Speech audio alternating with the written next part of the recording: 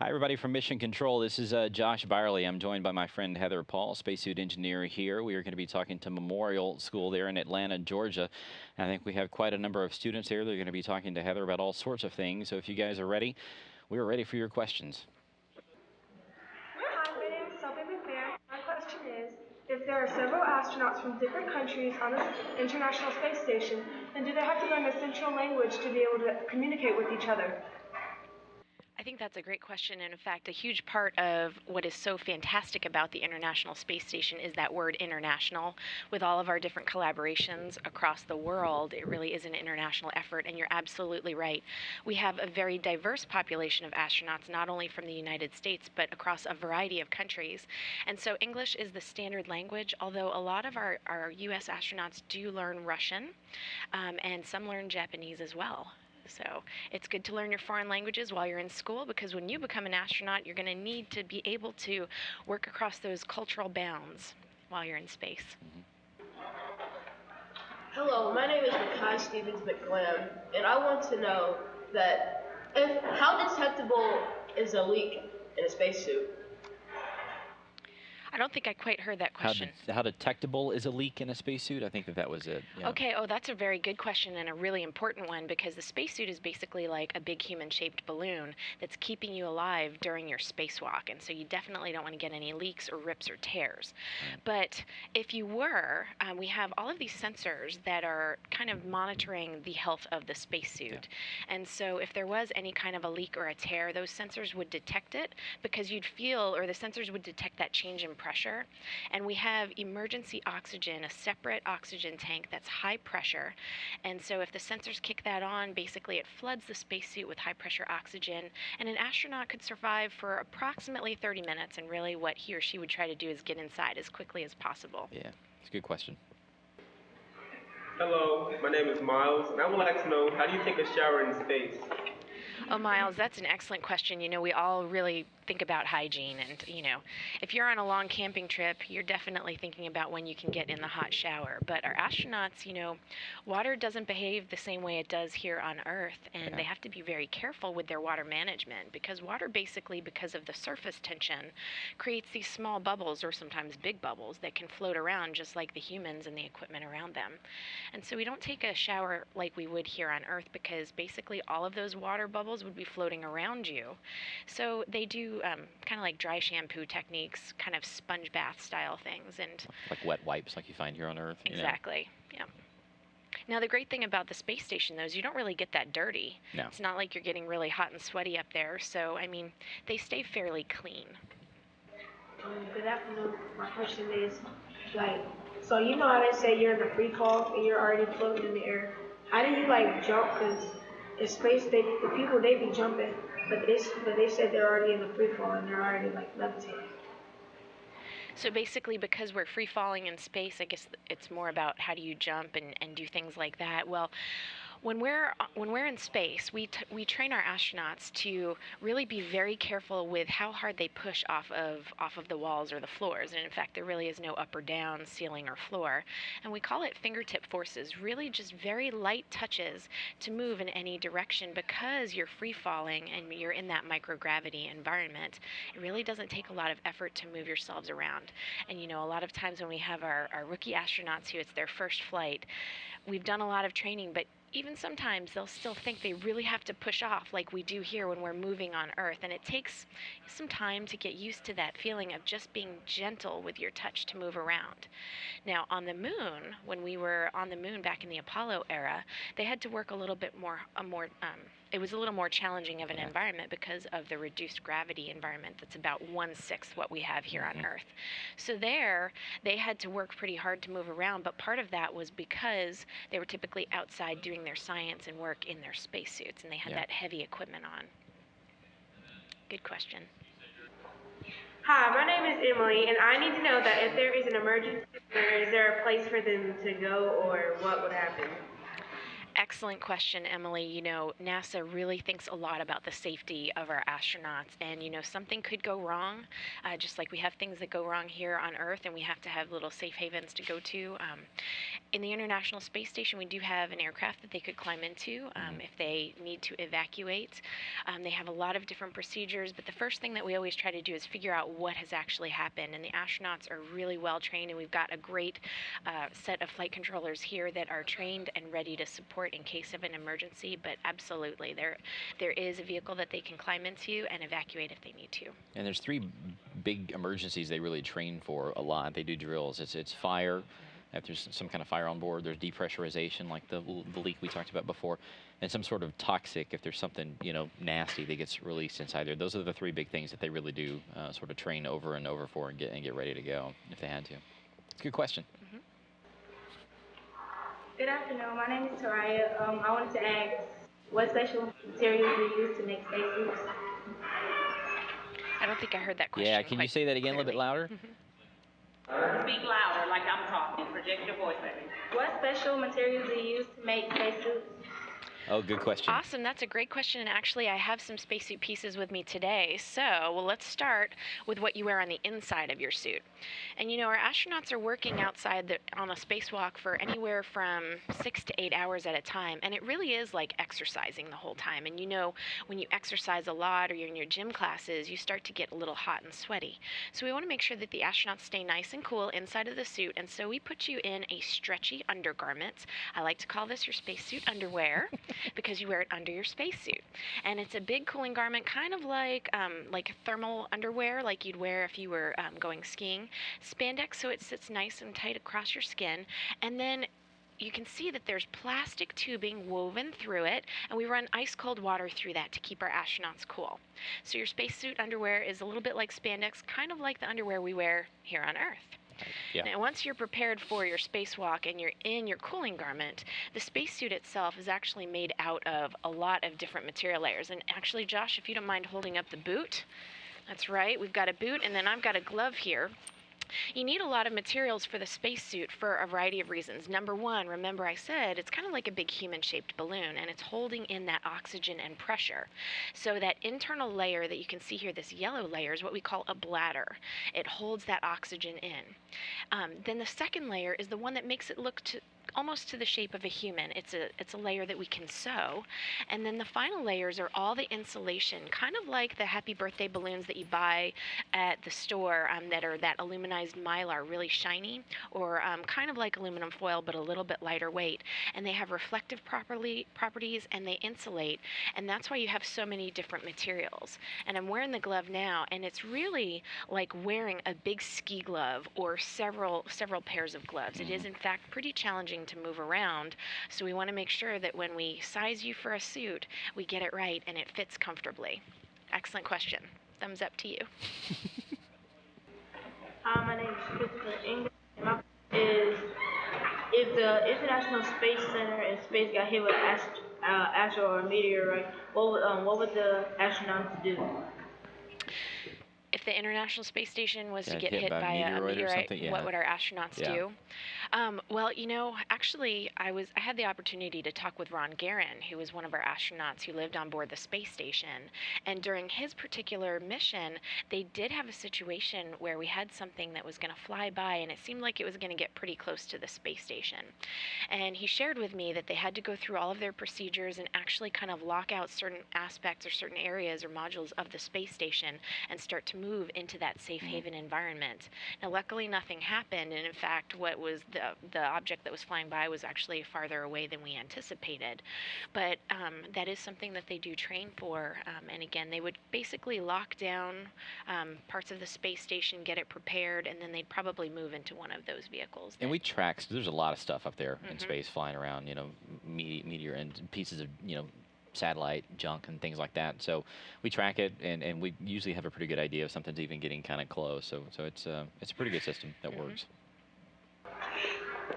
Hello, my name is Imani Williams, and my question is, what is the special training that people behind the scenes of the astronaut do?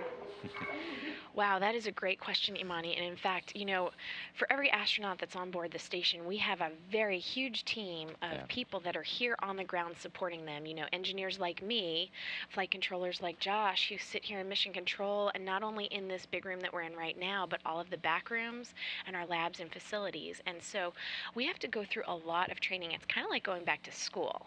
So to be a flight controller, it can take several years, and you have to do these really interesting things called simulations.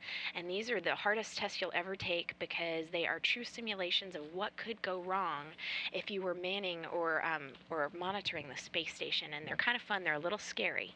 But once you pass all of the written tests and you work through your simulations and you really pass a lot of exams, so to speak, then you get certified to be a flight controller. Now, engineers like me who aren't necessarily certified to be a flight controller, we still work in the back room supporting the folks that are here in the Mission Control Center, and we're kind of the hardware providers. So the people who are monitoring the health of the spacesuit or monitoring the equipment on the space station, we go through kind of a different type of training where we run a lot of our own chamber tests and evaluations. So my particular engineering team, we have a lot of different chambers that can either simulate the temperatures on the space station, the vacuum environment of space, or a combination of the two. And so we do a lot of testing of our hardware, and that's how we train for our missions. And one thing you guys should know, if you ever want to come work for NASA, we take all kinds of people. So whatever you want to study in college, just go for something that you find interesting that you want to. Heather's background's engineering, mine's communication, so she had to do a lot of math and science. Yes. I'm not very good at math and science, so I had to do a lot of writing and things such as that. So it takes all sorts of people to make this huge place kind of work and support the space station and everything else that NASA does. So we take all types. Mm-hmm. Thank you. You're welcome. Good question.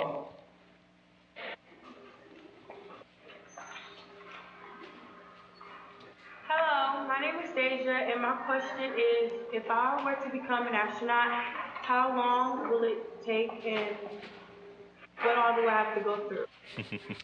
Wow. Okay. Well, just like I talked about, it's like going back to school to become a flight controller to sit in the Mission Control Center. When you're an astronaut, the first few years, you are really, it's like you're back in school. But the school is pretty fun. You get to train in our mock-ups. You get to meet engineers just like myself and work with all different kinds of people and learn about the different systems on the space station. And you also get to do a lot of emergency things. They teach you all about survival aspects. In fact, they go camping and they have to learn how to do all kinds of survival aspects. And so it's really fun. So those first few years, you're really just learning how to be a good team member, learning about survival, learning about, just more general systems. And then once you get selected for a mission, then it's really hardcore. You have to train with your team day in and day out, work in your simulations. You work in the simulations just like the flight controllers.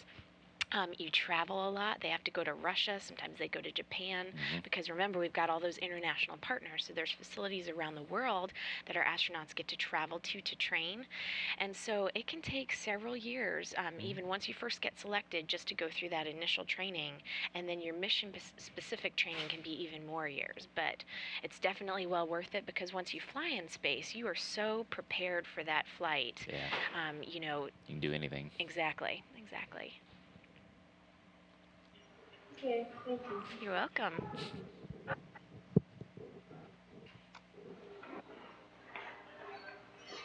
Hi, my name is Naya, and I wanted to know what protects the space station from satellite pieces or meteorites. That's a great question, Naya. And as Josh mentioned, we actually monitor a large majority of the space debris and space hardware that's out there. So we really track the position of all of these different pieces of equipment and space debris. So we kind of know if there's going to be a situation where... Coming close. Yeah, there's something coming close. Okay, thank you. You're welcome. Hi, my name is Terry. How are astronauts chosen for space? Wow. Well, it really depends on a number of factors. Number one, I think the biggest thing that we look for when we're selecting astronauts is that this is going to be someone who can work well on a team. Because every astronaut relies on his or her teammates and crew while they're on board the space station to really help each other out, go through whatever mission priorities you have to do.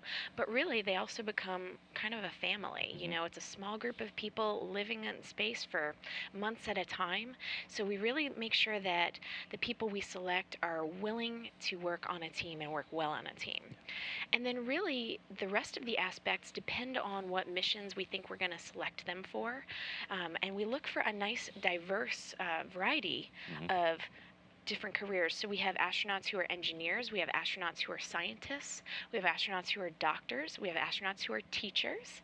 And really what we look for is someone who not only wants to do what they're doing in their career, but really has a higher goal of helping us work on our exploration tasks. I mean, that's what everyone who works here at NASA, that's what we're focused on. Living in space on board the space station, doing fantastic science with scientists around the world, but then also looking beyond at what we can do when we go someplace, maybe back to the moon or onto Mars or to an asteroid. Yeah. Good. I hope you're thinking about being an astronaut. Thanks, Luca.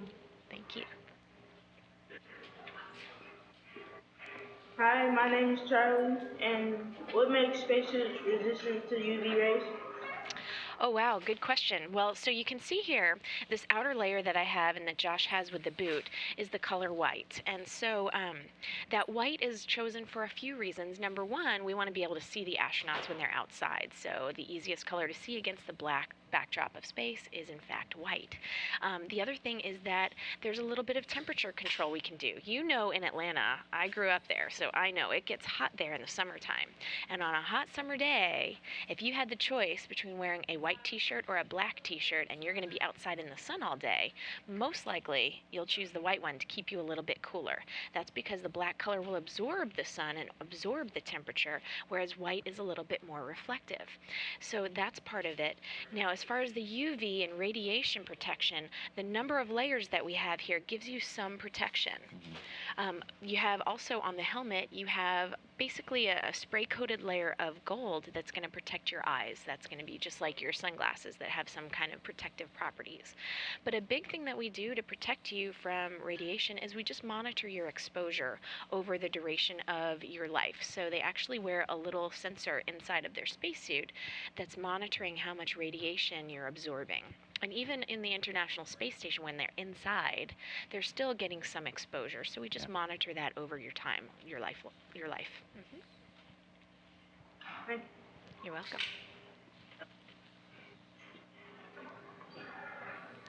My name is Ben, and I was wondering, what does the astronaut's daily schedule look like? Wow, that's a good question. An astronaut's day schedule on the International Space Station, I'm Yeah, guessing. it's so okay. Well, one thing you need to know is that there's somebody here in Mission Control. There's all sorts of people that do different jobs here in Mission Control, and one of them is called the Ops Planner, and they sit right back over here, kind of close to where we are, and they plan the astronauts and the cosmonauts' days in sometimes 5-minute increments. So you can imagine if you're going to school for 8 or 9 hours a day, somebody planning your day within 5 minutes. I mean, it's a very specific schedule, and they do everything from cleaning things on board the space station. I mean, you're living up there, that's your house. You have to keep it clean. They, they have time to talk to their families. But the biggest thing that they're doing is a lot of science and research, and that takes many, many hours every week to do that. So there's actually a look at the ops planner here in Mission Control. He's waving at the camera to you guys.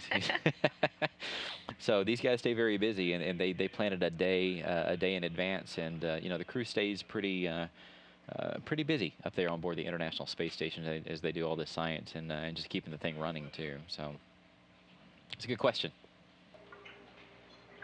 Hello, my name is Ezekiel, and when you're in a spaceship and when you pour water to drink it, and the water becomes a bubble, can the water still evaporate? That's a great question. You know, I talked earlier about how the surface properties of water, the surface tension makes the water molecules all kind of stick to each other, and they become these really cool bubbles. And I know the astronauts like to have fun with that sometimes with their water and their juice drinks. You know, they'll actually squeeze the juice pack, and a little bubble will form, just like a bubble like you'd blow here on Earth with the soapy water, except it's full of water. And so that's why when you watch on the International Space Station, we actually have to package all of the fluids that they drink in these foil packs. They kind of look like a juice pouch, juice pack, and that's why the fluid has to be contained. And even when they're heating up their food, they actually pour it out of a little spout. They actually put it right into the food package.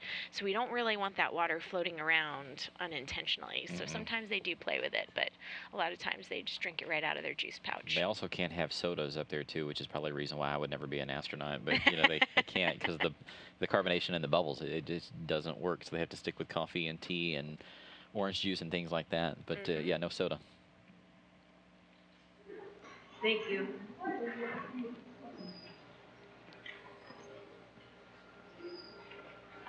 Hi, my name is Miles Gordon, and I wanted to know, are there alternate power sources on the International Space Station?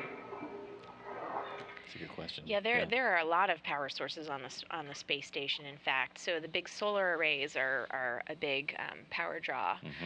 We also have a lot of batteries. I mean, we use batteries in the spacesuit, but you know, then you're kind of on your own independent system. And in fact, for future exploration, we're looking at a variety of different power systems, not only batteries or solar arrays, but you know, maybe things that are regenerable systems. You know. So power is a big thing we have to think about. The batteries are huge on board the International Space Station, and like Heather said, they've got these huge solar arrays that are just enormous. I mean, they're bigger than a football field, really, from top to bottom. But it still has to have batteries because the space station is only in the daylight a certain amount of time, and then it's in the dark. And when it's in the dark, obviously, the sun's not there. It's not gathering energy. So it has to really rely on those batteries that are out there that have been charged during the previous, it does it 16 times a day. So basically, whenever the space station is in the nighttime pass, it has to rely on those batteries to power everything on board. So it's kind of a whole very fancy system to keep this thing running. Thank you.